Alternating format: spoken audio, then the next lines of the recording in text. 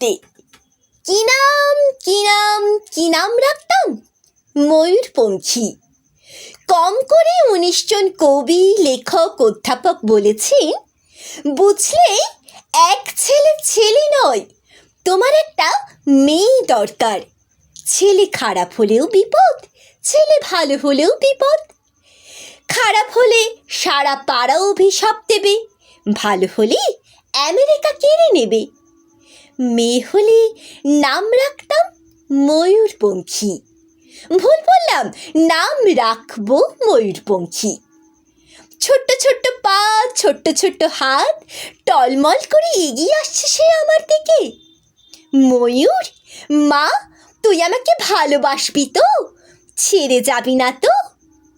Apply করেছো? জিজ্ঞেস করলো সমস্যারে 3 জন।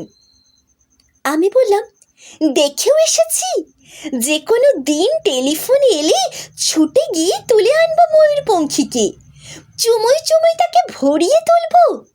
সে তার 4 বছরের দাদা রোড়বাবুর সাথে কাদা হয়ে ঘুমিয়ে থাকবে। অ্যাপ্লাই করেছো?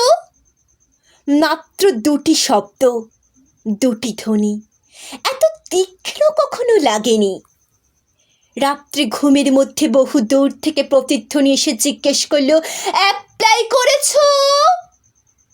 আমার জন্য তুমি অ্যাপ্লাই করেছো?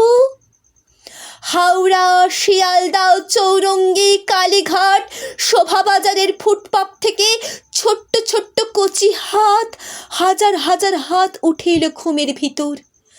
আমার জন্য তুমি অ্যাপ্লাই করেছো? বাকি রাত উঠে বসে থাকি।